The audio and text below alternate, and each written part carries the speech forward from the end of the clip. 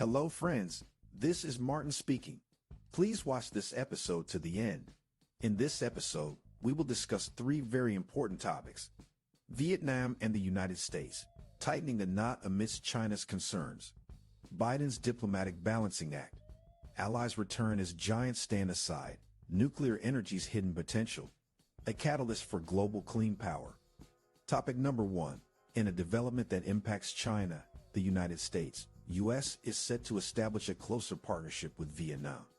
U.S. President Joe Biden plans to visit Vietnam after attending the G20 meeting in India, where an agreement to enhance ties between the two countries will be sealed.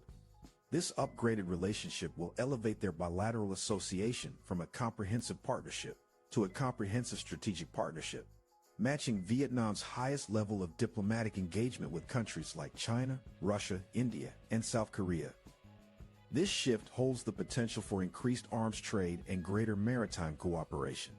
However, the significance of Vietnam drawing closer to the U.S. extends beyond these aspects, particularly in the context of intense competition between the U.S. and China. As a neighboring country to China and with a shared communist background, Vietnam's alignment with the U.S. carries symbolic weight. To shed light on the motivations behind this agreement, we turn to Eurasia Group expert Peter Mumford. For Vietnam, the importance of its relationship with the U.S. stems from its complicated history with China, its larger northern neighbor. While economic ties between Vietnam and China have deepened over the years, the Sino-Vietnamese War of 1979 and ongoing disputes in the South China Sea have fostered widespread anti-China sentiments within Vietnam's population. Strengthening relationships with the U.S., Japan, and other regional players are essential to Vietnam's geopolitical hedging strategy and its ongoing but unsuccessful attempts to reduce economic dependence on China. Moreover, Vietnam has traditionally viewed Russia as a counterbalance to China, but Moscow's invasion of Ukraine has made Russia a less reliable partner. This situation has pushed Russia closer to Beijing, increasing Vietnam's need to find alternative ways to manage its risks associated with China. However, it is important to note that Vietnam will always seek a balanced approach in its relations with the U.S. and China. From the U.S. perspective, Vietnam plays a significant role in its strategy towards China and the wider Asia region. Vietnam's complex relationship with China, along with its popularity as a production destination for firms relocating from China, has made it increasingly important to Washington. The Biden administration's Indo-Pacific strategy identifies Vietnam as one of the leading regional partners with which it aims to strengthen ties. U.S. National Security Council Coordinator for the Indo-Pacific, Kurt Campbell, has highlighted India and Vietnam as the two pivotal swing states that will shape the future of Asia. While these efforts to strengthen relations with Vietnam are not new, they faced challenges during the Trump administration, which prioritized reducing the bilateral trade deficit. This included accusing Vietnam of currency manipulation. Although the U.S. still has some trade-related concerns, such as the potential rerouting of Chinese exports to the U.S. through Vietnam, Biden's team is more focused on improving bilateral relations. China, on the other hand, is likely to view the deepening ties between the U.S. and Vietnam with concern. Beijing dispatched a senior official to Hanoi recently, indicating its unease over Vietnam granting an upgrade in ties to Washington. It is worth noting that China's own actions, particularly its assertiveness in the South China Sea, have contributed to Vietnam's decision. This marks another self-imposed setback for Beijing, which previously pushed the Philippines back towards the U.S. sphere of influence after a period of strained relations. Nevertheless, Vietnam will be cautious not to provoke Beijing and may consider upgrading relations with several other countries, such as Australia, Singapore, and Indonesia, to mitigate the impact of its decision regarding the U.S. Biden's visit to Vietnam follows his decision to skip the ASEAN summit earlier in the week, raising questions about the U.S. strategy towards Southeast Asia. However, it is likely an indication that the U.S. sees greater geopolitical returns in investing in bilateral relations with key Southeast Asian countries like Vietnam, rather than focusing on ASEAN as a whole. In the broader Indo-Pacific region, the U.S. aims to strengthen ties with India while reinforcing alliances with Japan, South Korea, and Australia. The promotion of the Quad grouping, consisting of the U.S., Japan, India, and Australia, is also a priority. Nonetheless, the U.S. was represented at the U.S.-ASEAN Summit and East Asia Summit at a highly senior level, with the attendance of Vice President Kamala Harris. This level of representation is on par with China, as President Xi Jinping typically delegates these summits to the Chinese premier instead. Topic number 2. Biden's Diplomatic Balancing Act. Allies return as giants stand aside. The absence of Russian President Vladimir Putin and Chinese President Xi Jinping at this year's Group of 20, G20, leaders meeting provides an opportunity for U.S. President Joe Biden to foster stronger ties with nations that have previously been courted by China and Russia. Biden aims to position the United States as the central figure in the international system, especially among countries such as Brazil, South Africa, and Indonesia that seek closer relations with China, but have remained neutral following Russia's invasion of Ukraine. To achieve this goal, Biden intends to ramp up funding and expand the scope of institutions like the World Bank, offering an alternative to China's state-backed lending practices. The U.S. also plans to advocate for debt relief for impoverished nations and announce funding for new infrastructure projects. Furthermore, Biden will visit Vietnam to enhance commercial ties within the country's burgeoning technology sector. The U.S. administration attaches great importance to this funding approach on multiple fronts. It aims to leverage it as a form of soft power diplomacy and ensure that projects uphold high labor standards and consider climate change concerns. Additionally, it seeks to counteract Chinese and Russian endeavors to gain influence in strategically and economically important countries. National Security Advisor Jake Sullivan expressed confidence in the United States' strategic position in the unfolding competition, highlighting the strength of the U.S. economy and alliances in the Indo-Pacific region and beyond. However, the success of Biden's pitch depends on his own ability to attend the summit, as concerns arose following First Lady Jill Biden testing positive for COVID-19. Nevertheless, the president announced that he was tested negative, providing some reassurance. The efficacy of Biden's efforts also hinges on how participating powers perceive the G20 as a relevant forum to guide the global economy.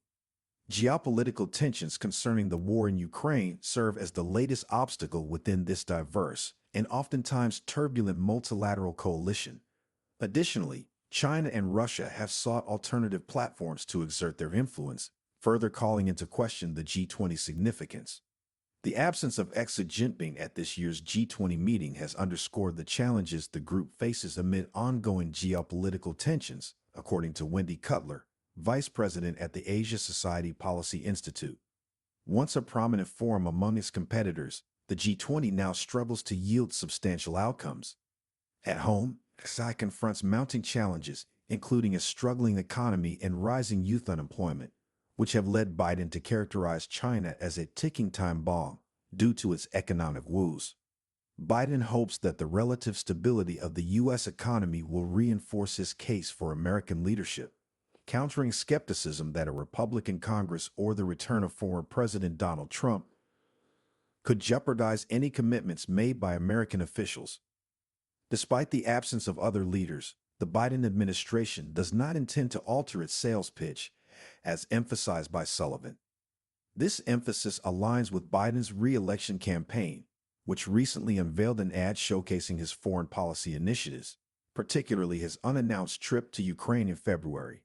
The ad seeks to highlight Biden's support for the country and distinguish him from Republican presidential candidates, who hold contrasting views on assisting Kyiv.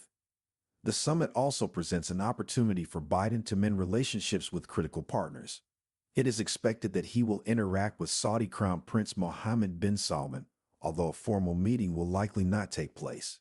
The conversation on the sidelines carries significance for Biden, who seeks an increase in oil production and subsequent gasoline price reductions ahead of the next presidential election.